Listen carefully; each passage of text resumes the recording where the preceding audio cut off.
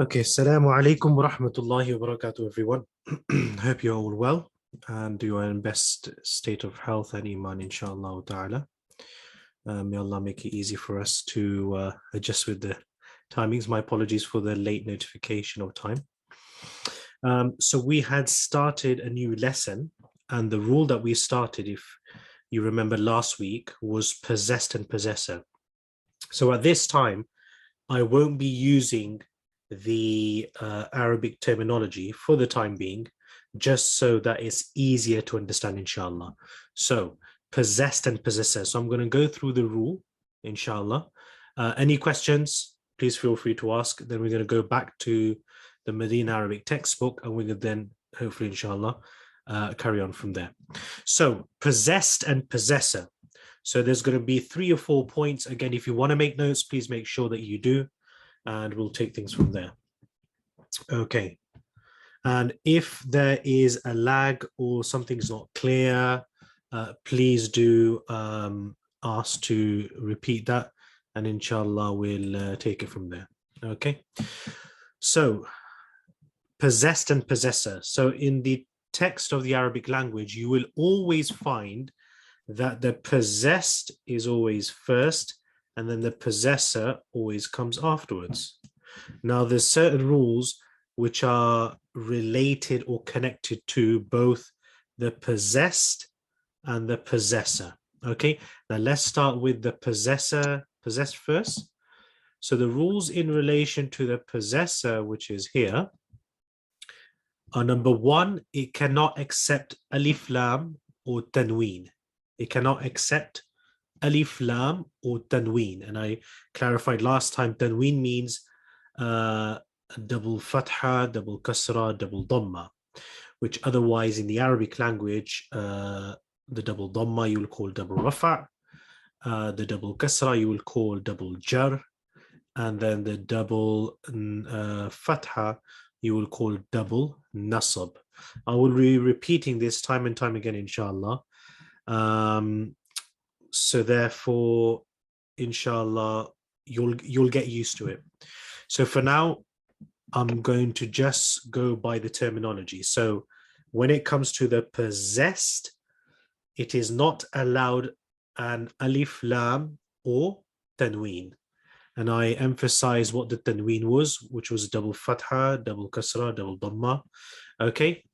But the default position of the possessed is that it always has a single rafa, always has a single rafa, a single dhamma. Okay, so that's the first point. And now we're going to go over to the possessor. So with the possessor, I've written 2 examples. So the possessor, point number 1, can accept alif lam or tanween. Can accept alif lam or tanween. Okay, when we mean tanween, we're referring to double jar. Okay, double kasra. Okay, so alif lam or tanween. Now, if there's no alif lam, then it will be double jar. But if there is alif lam, like in the bottom example over here, then the last letter will have a single jar. Because as I said, alif lam and tanween cannot come in one word. They are arch enemies. Okay. Point number 2, just to re-emphasize that the ending of the word, which is the possessor, will always be double kasra, double jar or single jar, depending on if it's alif lam or tanween. Okay, that's that. When you do the translation, you always do the translation from the possessor. Okay, so you will say Kitabu Muhammadin, Muhammad's book. Okay, Kitabul Mudarrisi, the teacher's book. Okay, so with this structure of possessed and possessor, it makes any non-specific noun specific. Why? Because it's creating a connection, a relationship to some object. So in the possessed and possessor, effectively, you are creating a relationship be by someone who is a possessor and an object. And that is the whole intention behind this sentence structure. So possessed and possessor, or otherwise known as in the Arabic language as mudaf and mudaf ilayh. Are there any questions so far? Any questions at all, please feel free to clarify. And any questions? Just want to ask, I missed a little part. That the possessor, which comes after, it can accept alif, lam, and tanween. Yes. With double jar. It will always end with double jar. And there's one thing I missed in between. Double jar or single jar. Or single jar. Yes, depending on whether that word is an alif lam. If it's an alif lam, then it'll be single. Okay. If there's no alif lam, then it'll be double. Okay. Okay. Now we're going to go back to the book, and I will emphasize and highlight as we go along, inshallah. Okay.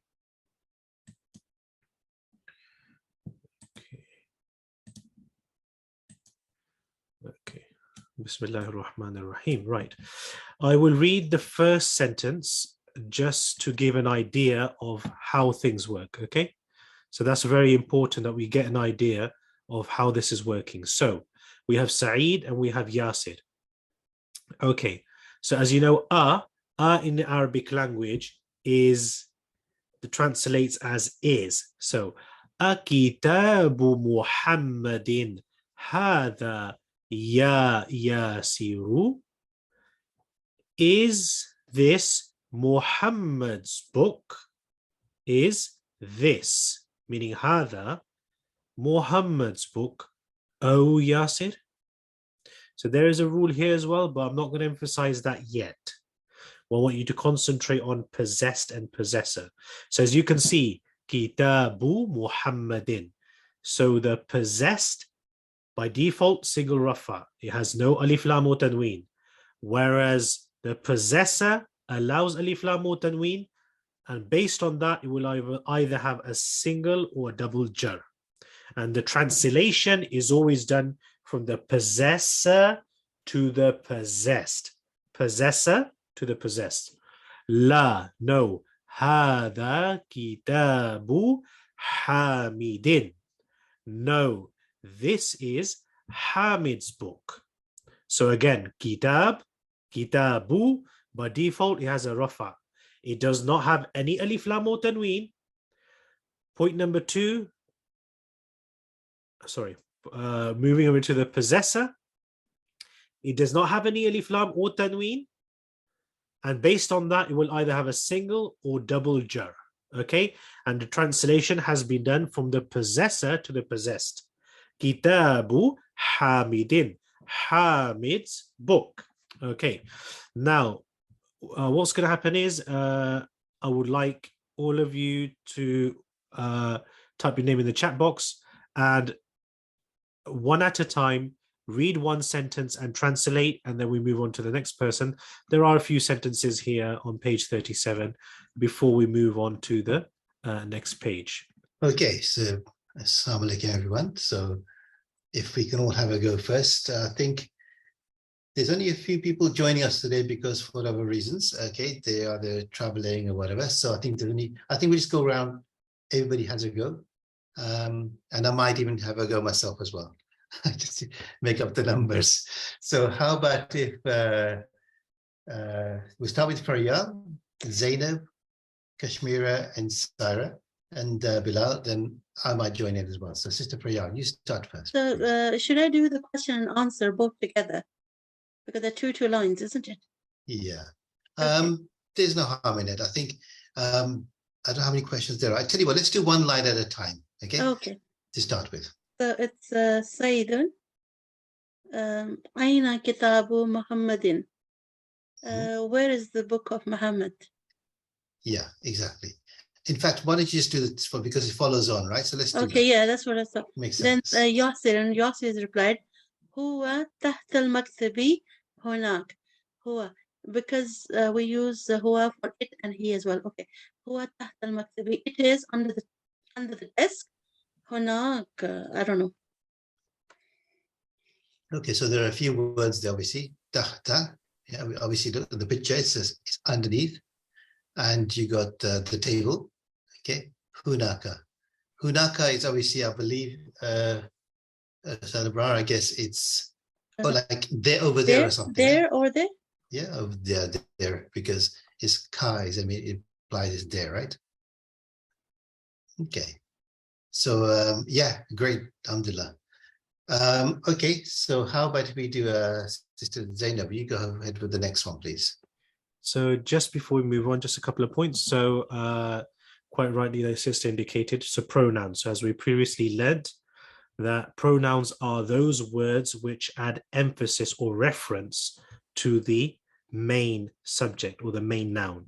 So huwa, which is he, masculine, hiya, which is feminine.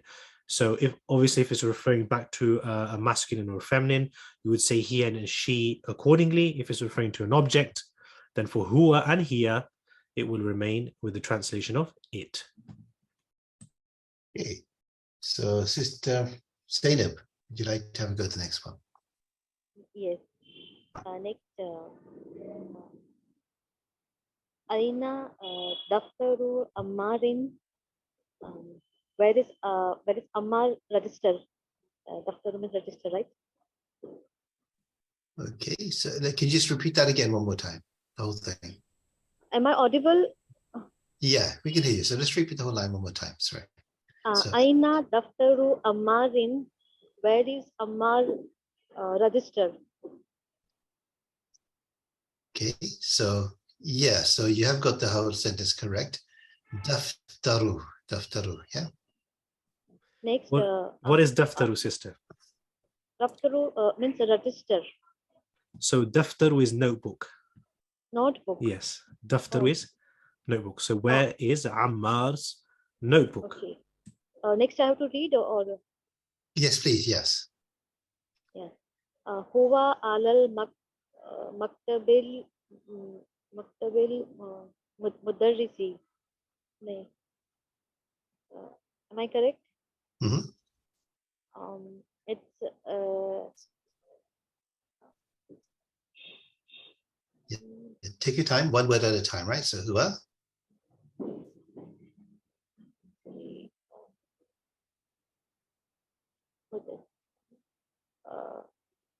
Huwa is male.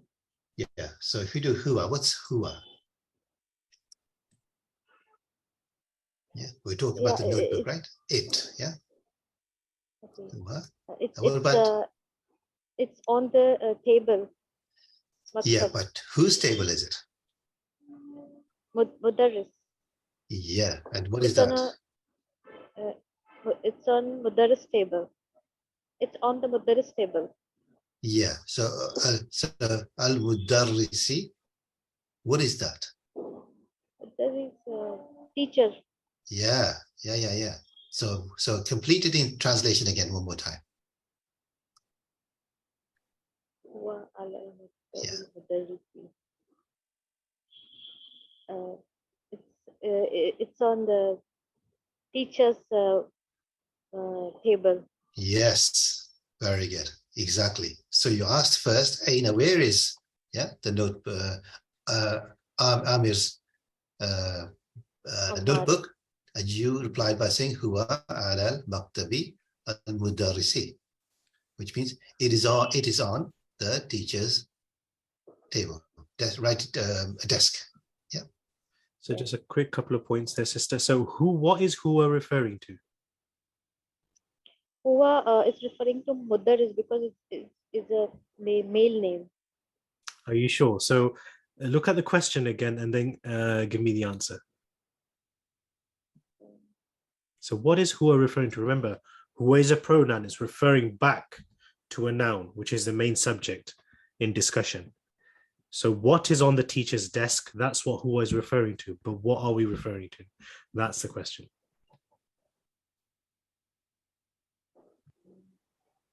Maktab? No, maktab is the place where that object is on. But what is huwa referring to? Remember, it refers back to a noun previously, before it, which has happened.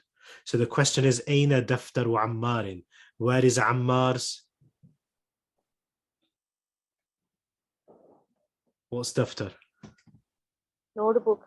Notebook. Fantastic. Now, daftar, is it masculine or feminine? Masculine. Fantastic. Now, here we've got huwa. So what's huwa referring back to? Daftar. Exactly. So we are saying the daftar. So the huwa, because daftar is masculine, therefore the pronoun which is used is masculine. So we are saying it is on the teacher's desk. But what is on the teacher's desk? We as the audience would like to know. So therefore, huwa is referring back to a noun. But what are we talking about? We are talking about daftar. Is that okay? Okay, I got it. Yeah, I got it. I don't know Good. before this. Mhm. No worries. Slowly but surely. Second question. The possessed, as a rule of thumb, I said it always has the default position is always that it has a single rafa. It has a single rafa. Now the question is, why has it got a single jar? Why? Can you tell me? Why has it got a single jar? What could be the reason? Because al is there. Because of? Alif lam is there. That's why. Because of ala before it. Because of? Yeah. Ala. Ala, yes. Alif lam. Yeah. So this you call ala. Ala. Okay. Yeah, Okay. not alif lam. Alif lam is referring to this. Okay. This is known as ala. So this is one of the 4 words that we learned, huruful jar. Those words that when they're added onto any noun, they give the ending a jar. So that's why maktab, the single rafa, changed to a single jar because of ala. So this is how all the rules we've learned so far are coming into play. Okay. So what is important, and that's why I'm slowing down at the moment, is the application of the rules, which is really important. Okay. Jazakallah. Next person. Okay, so let's, Brother Bilal, please go ahead with the next 2 sentences. Okay. Can you hear me? Yes. Yeah. Okay. Okay. So, okay, Sa'idun. Okay, Sa'id is asking from Ali, right? Qalamu man hadha ya Aliyu, right? Whose pen is this? Ali, right? And Ali is replying, hadha qalamul mudarrisi. This is teacher's pen. It's teacher's pen, or it's teacher's pen? Hada, what's hada? You remember hada? Hada qalamul mudarrisi. Yeah. So translation in English. So it's teacher's pen. Hada. Okay. Yeah, hada. Yeah, I mean, remember hada, and hada means this, right? This, yeah, this is teacher's pen. Yeah, this is teacher's pen. Exactly. Okay. This is teacher's pen, or this is this is the teacher's pen. Kafish. Al-Mudarrisi, the teachers. So very important. So what I'm going to be doing is now, because we've learned a few rules, I am going to be picking out everything. I will be picking your brains and I will be firing arrows in every direction. But inshallah, your understanding of sentence structure and structures will improve, inshallah. So Mudarrisi. Question to you. I was going to say, it's interesting. You say, normally we say kalamun, yeah, kitabun, yeah, these words. But as you said, because now we're talking about possessed and the possessor, right? The object of the possessed, the object here is kalam, which is the pen, right? It says kalamu. You've dropped a dhamma, right? So that's single, kalamu. Yeah, because it's being belonged to somebody, right? And obviously the following word is the possessor, which is al-mudarrisi, kasra on the end. Absolutely, yeah. Quick question to you, Brother Bilal. So in this sentence here, can you tell me which is the possessed and the possessor? Now, I want you to think very carefully because it's there, but I want you to work out based on the translation. What is the possessed and the possessor in this sentence here? قلم من هذا يا علي? What is the possessor and what is the possessed? If you can tell me. Bismillah. Because in the next one we see kalamul mudarrisu, so we know that kalam is the possessor and mudarris is possessed. No. Kalam is possessed and mudarris is possessor in the second one. But you're talking about the first one. So the kalam is possessed and man has is possessor because there's a question mark. No? Very close, very close, very close. Ali is the one. Yeah, Ali is the possessed. He possesses something, that he owns something, yeah? Yeah. He owns the pen. So here the possessed and the possessor will be qalamu man. Now, the hint behind that is we in the last 2 weeks have got used to knowing the possessor. But who said that a case will never arise where we don't know the possessor? That could happen as well. And that's exactly happened here. Qalamu man. Whose pen is this? Oh, Ali. So man has come in the place of the possessor.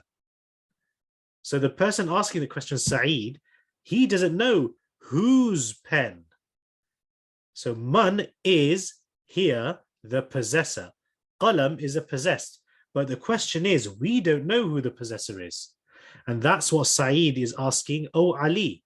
So Ali replies, it is the mudarris's qalam. So what you would then do after receiving the answer, you would substitute man for al-mudarris. So this could happen where the possessor will be unknown. Okay? So we are having differing situations, but I just want you to understand. We've pointed out 3 or 4 questions. So I'm asking the questions with points in mind. So please take note. Okay, next one. That was a trick question, right? So that's interesting. Okay, Sister Kashmira, I know you're having difficulties with the internet, but would you like to try the next one, please? Sayyidun aina hafiyatul mudarrisi. Aliyun hiya tahatal maktabi.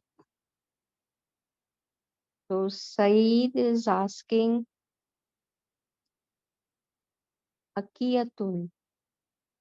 What is Hakiyat? Yeah. So let's start one word at a time. What's the first word Saeed is saying? Aina. Aina. That means? Aina. Aina. Aina. It means where. Yeah, where? Aina. Aina. Right. Okay. And this is a new vocab word as well. Yeah. Yeah. So Hakibatu. This one I believe, I mean, I can't remember. I think it's a bag or something. Bag. Yeah. Okay. I don't normally have these words. Okay. Aina. It's a hakibatu. Okay. Bag. Where bag. And then the third word. What's the third word? Mudarrisi. Okay. So it's something about where, a bag, and the teacher, right? So how do you translate that in English? How do you read it? How do you say it in English then? Where is the teacher's bag? Yeah, excellent. Really good. Really good. Okay. And then what Aliyun says what? Aliyun says here tahatal maktabi. The teacher's bag is on the desk. Okay. So there's a picture of the bag. So there's new word in the middle here. Under the desk. Under. Yeah. So now we have, so you got hakibatu, which is the bag, and that means under. Under the desk. Yeah. So let's read that one more time, the second line, right? Just to make sure that you're comfortable with it. Aliyun hiya tahatal maktabi. The Exactly. teacher's bag is under the desk. Yeah, exactly. Just in one point here, sister, it's here. So if you could translate here first. What She. is it? Is it she? So this is gonna She. now this is It's the pronoun. it's a pronoun. Fantastic. So this is going to lead to my next question. Here is a pronoun. Yeah. What is it referring to? It's referring to the bag, Which is which is hakiyatu, no? haqibatu. Ha? Hakibatu, Good. Here is masculine or feminine? feminine. Good. Therefore, it's referring back to haqibatu. So how do we know that this is feminine, haqibatu? Two, the small ta. Fantastic. So generally, the rule is whenever you see a small ta at the end of words, generally it is considered feminine, although you will have certain exceptions. Okay, so here, meaning the bag is under the desk. Okay, fantastic. Sister Zainab, you have a question? Yes. Here, Aina Hakibatu. Why it's Hakibatu? Bag, it's like masculine, na? Or feminine, or I'm confused here. In Arabic, is feminine. In Arabic, is feminine. So again, sometimes it does depend on the word that comes in. Because a lot of, so this was a discussion, an interesting discussion I was having with one of my students yesterday, and I was saying that when we learn languages, the vocab that we have or the words that we receive from our instructors or teachers, these are defined on certain parts of society.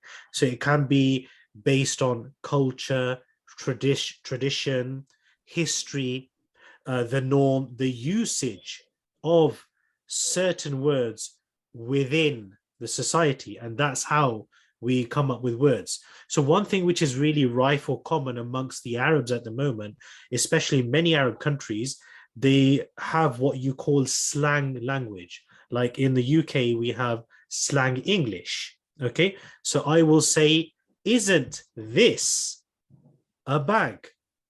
Slang English would be, ain't it a bag? Ain't it? Ain't. So that's slang.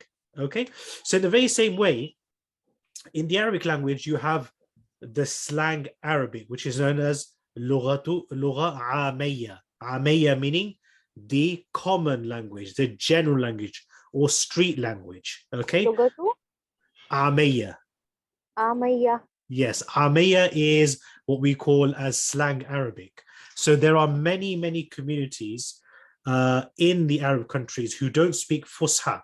They don't speak classical Arabic. Okay, instead they speak what we might call modern Arabic or street Arabic, slang Arabic. Okay, so that's why sometimes some of these words, the usage is based on some of these factors. So with bag here, it's referring to haqiba. So this is referring to more your sort of school bag or any other general bag, but there may be other words. I've not come across one as yet which is masculine, but at this moment in time, for now, let's consider it to be feminine, inshallah. So it means in Arabic, every meaning have a gender. Every yes, word meaning. Absolutely, yes. Either it's a masculine. So how we come to know this is a masculine and this is a feminine? How we come to know then? So far, we know that any words which have a small ta, it's a feminine. And if it's not, then it's a masculine. So on our journey of Madinah Arabic, that's what we know so far. But what we don't know, inshallah, we will find out in the future. Okay. If I give too much information, it's going to be very confusing. So what I'm trying to do is not explain some rules that may be apparent and save them for a later time so that the main rules are learned. So far, any words which have a small ta, they are considered feminine. And if they don't, they're masculine. So for now, that's what I would like you to remember.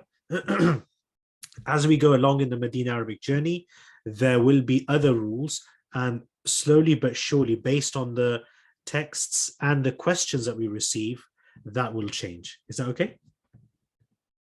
Yes, clear. Okay. Okay, Jazakallah khair. I hope that answers the question. We have a Okay. question. Is the ta there called a ta marbuta?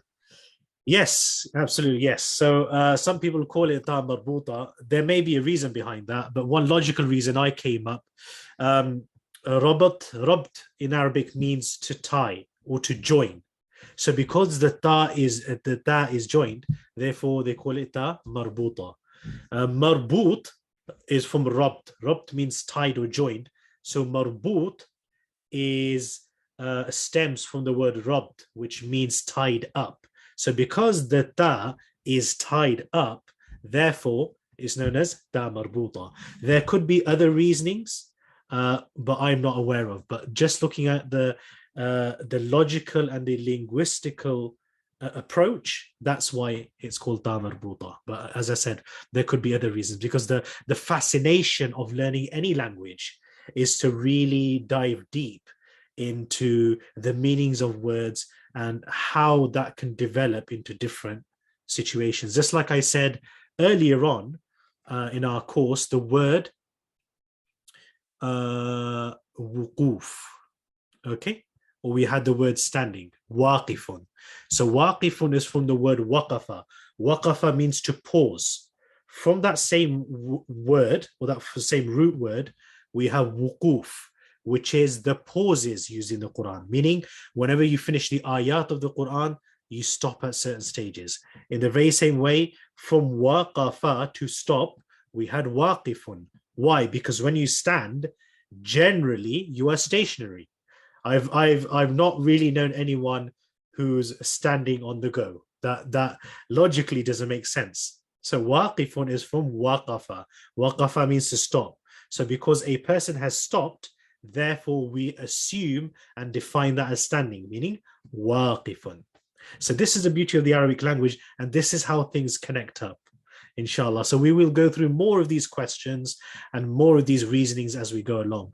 But what I do want you to understand is the rules. That's the most important. But a very good question. Jazakallah khair. Marbuta, is it Urdu word or Arabic? Well, I would like to think initially it's Arabic, but also I think and I believe that the usage is quite wide in the Urdu language as well. Okay, rabt. So rabt in Urdu also means to join. So what you will find there are especially quite a lot of the Urdu which is used in literature, or some of the Urdu which is used in some textbooks, they do take up a lot of words from the Arabic language. And you will see this in other languages that you will learn also, or come across, that they do borrow words from other languages. Like in the Urdu language or in the Urdu textbooks, you find quite a lot of words from the Farsi language, the Persian language. You will find words from the Arabic language. You will find words from English at certain times. So this is how it interchanges. And this is the beautiful thing about language. Okay.